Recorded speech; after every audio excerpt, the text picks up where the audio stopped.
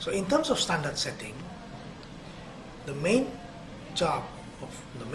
priority of AICHR now is the drafting process of the ASEAN Declaration of Human Rights.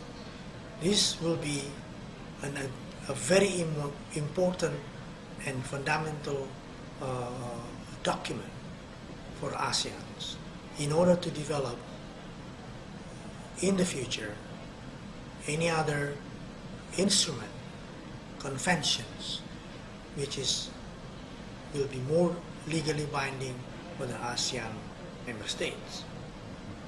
The drafting process itself will start hopefully by the end of June 2011.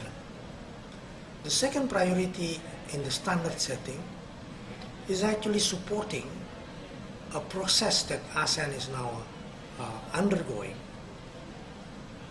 a drafting process of an ASEAN instrument for the protection and promotion of migrant workers.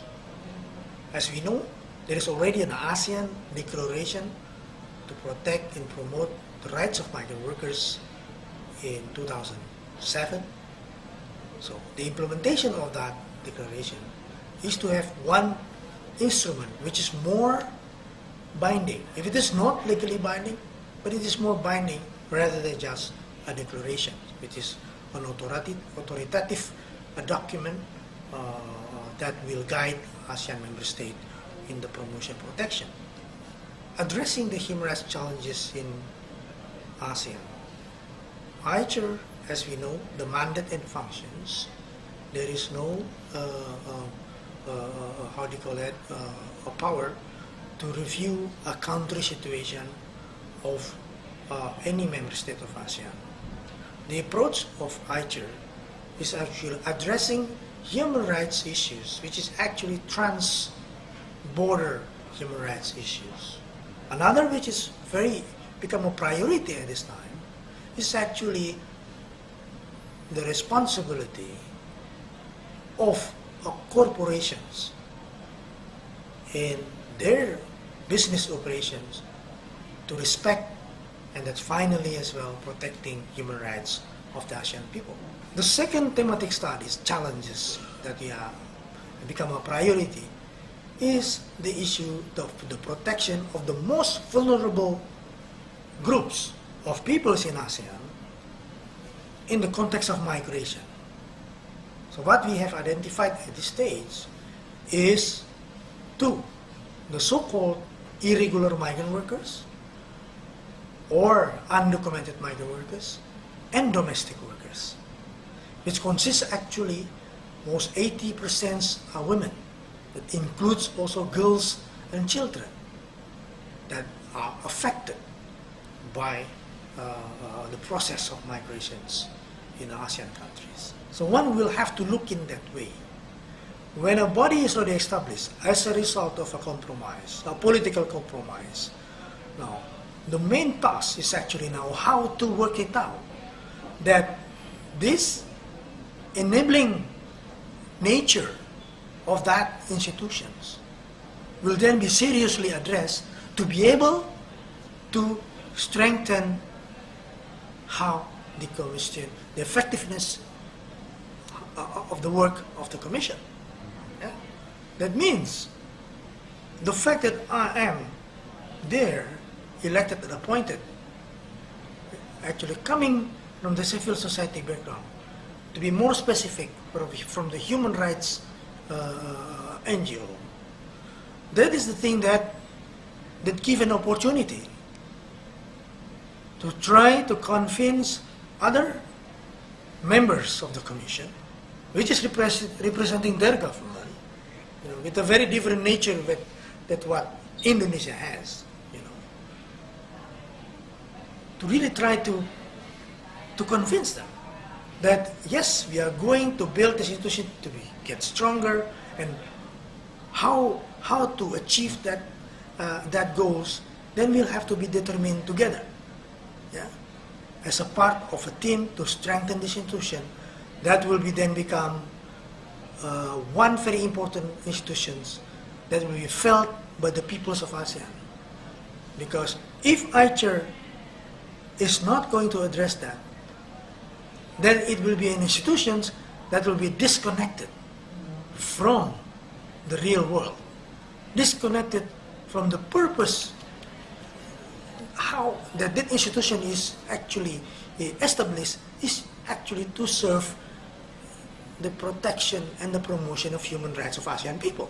Of course, the skepticism is a valid thing, but at the same time, one should understand as well what the opportunity lies in front of us. And if not being smart to use that opportunity, to cultivate that opportunity, then these skepticisms will remain unaddressed skepticisms and will remain there until the year and the next coming years. That is the thing that I would like to stress there. Cooperations of myself, the fact, and any other colleague who would like to actually to strengthen this process, to strengthen the commission. That is the serious challenge that we have, which need a lot of patience, consistency, understanding, and how it should play. What will be the role of what will be the role of civil society, and how are we going to relate, and how are we going to cooperate? Of course, you need to have some adjustment.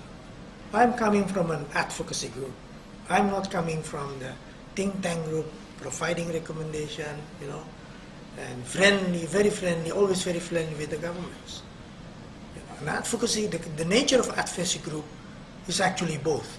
You have to be friendly, at the same time you can be very critical, either in a silent way, in a closed session, or in an open session. That's the nature of advocacy. When I'm elected, appointed and functioning there of course I need some adjustment. That actually to convince other colleagues, that I can also work together with you as a team. That coming from the different nature, a politician, a bureaucrat, and talking about an issue of human rights, and sitting together to negotiate one particular issues. You need a trust among us. And to develop the trust is a very, very big adjustment process. And this needs as well, this adjustment, not only coming from my side, but also coming from my original constituents. How they should actually treat somebody who is there, which is actually part of you, and trying to convey the messages, the concern, and bring him up into this very close session meetings of the commission. Yeah? And that's not an easy job. How to maintain, the cooperation, the trust, even between me and my own constituents. Because it will be easily then be blamed. Well, I don't think you are now working for us. You are already too busy with your own dynamic. You are busy with your own development, and you are actually not, not functioning in terms of really conveying our strong message to the commission. That will be easily like that. So that is the biggest challenge that we have in really working patiently, consistently, need a lot of understanding. At the same time, also supporting each other morale in terms of achieving what we want to achieve together. And the fact I am still running an NGO. Why? Because the function in the commission is on voluntary basis. It's a part-time and voluntary basis without remuneration. So that means I have also time also to run my own NGO, which is actually the permanent coalitions. And it is also very difficult sometimes, that sometimes I see that even some friends is also looking me differently. Hey, he's already government, and we cannot then easily and freely talk with him as it used to be. So I think this kind of thing will have to be then clarified. And final solution, look, I am here because of you. If you now have a problem even to communicate with me and how to put my role there, then I will have a problem and there is no use to have me there anymore. That's the most important message I would like in terms of adjustment. We have to adjust in this situation. Not only me, but all of us.